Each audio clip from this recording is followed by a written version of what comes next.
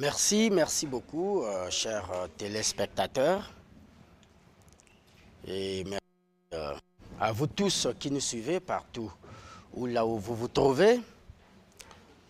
Ce matin, nous allons revenir, cette fois-ci, la fois passée, on avait parlé de la magie de l'œuf, de la sorcellerie d'un enfant.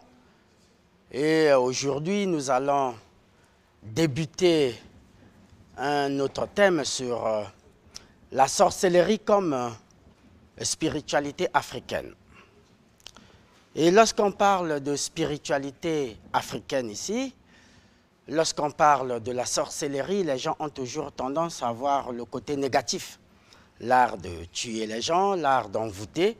Oui, mais c'est quoi normalement la spiritualité africaine?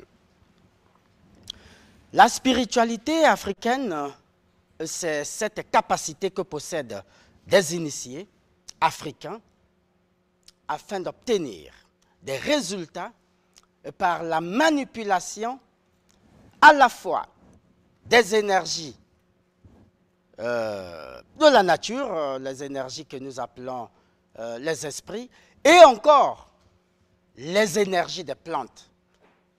Parce que tous ceux qui utilisent, ou tous ceux qui font la spiritualité africaine n'utilisent que les plantes, les végétaux et toute la végétation que nous avons. Mais la sorcellerie elle-même, c'est quoi en fait? Je peux la définir ici comme la capacité que possède toujours un sachant, un initié, un sachant ici c'est un initié africain, et cette capacité qu'il a dans l'obtention de ces résultats nécessite une initiation assermentée afin qu'il puisse parvenir à ses fins. Et cette sorcellerie africaine, comme on n'a pas toujours le temps ici, j'ai peut-être 15 minutes, on va juste ébaucher et la prochaine fois, on va continuer. Alors, l'origine de la sorcellerie est très mitigée parce qu'elle remonte depuis à la prise de connaissance de l'humain, elle remonte depuis l'initiation de l'humain parce que l'homme a été initié par les entités. L'homme a été initié par les esprits. C'est les esprits qui ont appris à l'homme comment se servir de la nature, comment se servir des éléments de la nature et comment assurer la combinaison des équations de la nature afin d'obtenir des résultats probants. Et cette sorcellerie, lorsqu'elle nous avait été attribuée, enseignée, sorcellerie ici comme connaissance, il ne faut pas trop la prendre dans un mauvais sens parce que plus loin, nous allons voir ce qu'est une sorcellerie positive et ce qu'est une sorcellerie négative. Mais l'intérêt des sciences africaines était d'abord pour la survie, était d'abord pour la protection, était d'abord pour la productivité et la guérison des peuples africains. Lorsque les Africains imbibaient de la connaissance, le premier intérêt c'était qu'ils puissent avoir l'art de se communiquer entre les vivants avec les esprits. La première communication, c'est entre l'homme et les esprits. Et de cette communication interviendra donc le but pour lequel les gens se sont fait initier. Mais le but et même l'objectif de l'initiation à la sorcellerie en Afrique, c'était la protection, l'élévation, et c'était la survie, la sûreté, la sécurité de nos villages, parce que dans des villages africains, il existe des combats nocturnes. Il y a des sorciers qui peuvent quitter un village pour aller finalement envoûter ou combattre d'autres sorciers qui sont dans d'autres villages. Donc, le but de la sorcellerie n'était pas pour faire du mal aux gens. Le but de la sorcellerie n'était pas de tuer les gens, mais le mal qui est un revers de main, s'est introduit dans la société africaine dès lors que les gens ont acquis cette connaissance supra et l'ont transformée l'ont transformé pour des besoins de justice. Parce qu'aujourd'hui, je prends un exemple simple, on vous a volé, vous venez nous voir pour que nous puissions arrêter le voleur, mais qu'est-ce qu'on va faire? Lui chicoter. Lui chicoter, c'est quoi? C'est lui jeter un mauvais sort, c'est lui jeter une maladie. Mais pour un premier temps, ce n'est pas pour faire du mal, mais c'est pour punir quelqu'un, un fauteur de troubles. C'est pour punir celui-là qui a commis vis-à-vis de la nature. Donc le rôle ou le but de la sorcellerie n'était pas au préalable pour invectiver la population ou pour faire du mal, mais c'était d'abord pour rendre justice.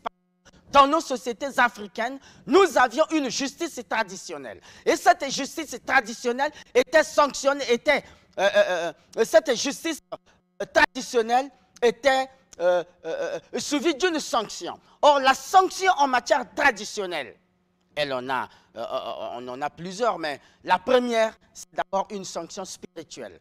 Lorsque un enfant, lorsque un sujet dans un village n'arrive pas à obéir, à obtempérer aux lois de la nature, à ce moment-là, il commet une infraction qui est une violation d'une loi de la société. Et en violant une loi de la société, les sorciers du village, les sachants du village, pour redresser le jeune homme, pour redresser l'individu, qu'est-ce qu'ils doivent faire? Ils doivent donc procéder à une punition, peu importe les conséquences qui pouvaient survenir par la suite. C'était donc en quelque sorte une justice qui devrait donc rassurer les gens et les ramener dans un droit chemin. Alors, dans cette introduction, nous avons d'abord la première partie que nous allons voir. Comment devient-on sorcier en Afrique? Les gens se demandent, les gens se disent, il y a des sorciers, on accuse les sorciers, on accule les sorciers, mais je leur demande parfois, est-ce que vous connaissez même là où se réunissent les sorciers de Brazzaville? Voilà. Comment devient-on sorcier? Mais on devient sorcier par plusieurs méthodes. On peut devenir sorcier par inadvertance. Vous vous promenez, vous retrouvez là où se retrouvent les sorciers et on vous exige à être sorcier. On peut devenir sorcier par volonté, par une simple volonté, par une simple recherche. Vous pouvez devenir sorcier par ignorance. On entend dans des obédiences ou bien dans des temples qui ne sont pas propices à la haute spiritualité africaine, quelqu'un peut vous faire devenir sorcier. On peut aussi, comme on l'a vu la fois passée, devenir sorcier par le fait qu'une personne mal intentionnée s'introduise donc dans le ventre de votre mère pour vous inoculer la sorcellerie. Donc il y a plusieurs manières, plusieurs sortes de devenir sorcier, mais en tout état de cause, la finalité, le corollaire, le corridor même, le socle de la sorcellerie, c'est l'initiation. On ne peut jamais être sorcier sans être initié. C'est impossible. Et la sorcellerie se diffère de la magie. La sorcellerie se diffère de Bonganga, de la tradipratique. Un ganga, un tradipraticien n'est pas un sorcier. Un magicien n'est pas un sorcier. Mais un sorcier, la sorcellerie, c'est la cinquième partie, c'est le cinquième domaine de la spiritualité qui nécessite également une initiation à part entière. Vous pouvez beau être magicien au plus haut grade de la magie, mais pour être sorcier, vous devriez vous faire initier à nouveau dans la sorcellerie africain ou dans le spiritisme africain.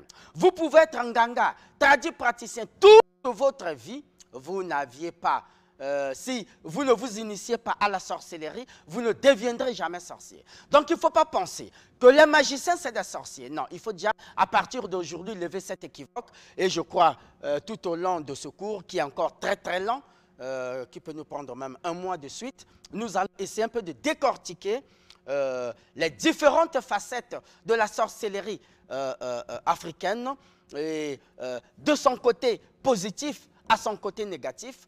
Comment est-ce que la sorcellerie, qui était un art, parce que la sorcellerie c'est un art, un sorcier pour travailler, mais il doit avoir des éléments, il doit les combiner, il doit les associer, les emballer, et c'est un art. Il faut qu'il y ait le faire savoir et le savoir-faire. La sorcellerie, c'est également une science. Parce qu'un sorcier roule à près de 199 000 km par heure. Donc, un sorcier pour aller envoûter quelqu'un qui est au Canada, qui est aux États-Unis, qui est en France, n'a pas besoin de chercher à tergiverser, même aujourd'hui quand les gens s'emballent pour aller chercher l'eau ou la vie qui est sur Mars. Mais nous, qui avions ces capacités de nous rendre sur Mars, initiés dans la spiritualité, et comme ça la NASA aura moins de problèmes au lieu de construire des fusées qui vont vous coûter cher, qui vont chercher des proporgoles et beaucoup de carburant. Mais avec un maniable, vous pouvez faire un voyage astral partant de 7 heures. Avant 17 heures, vous aviez déjà fait le tour de la planète Mars. Et ainsi, nous allons voir par la suite les différentes types de sorcellerie. Les différents types de sorcellerie. Nous aurons également à voir les différentes sortes de sorciers. On en a plusieurs. Il y a des sorciers navigants qui connaissent la nuit, des sorciers qui ne connaissent pas la nuit, mais qui sont gérés par des maîtres, et les sorciers que nous appelons les apprentis sorciers, qui envoûtent même plus la population. Je prends l'exemple de ceux-là qui préparent dans nos restaurants et qui mettent n'importe quoi, n'importe quand et n'importe comment. Après avoir mangé, ça fait très mal au ventre. Donc, c'était là. On n'a pas eu aujourd'hui beaucoup de temps, mais c'est juste une introduction à la sorcellerie. Et je crois le dimanche prochain, nous allons donc continuer. Merci beaucoup. Contact 533 09 15 05 533 09 15. Et je vous dis merci beaucoup à tous nos amis du Gabon et d'ailleurs.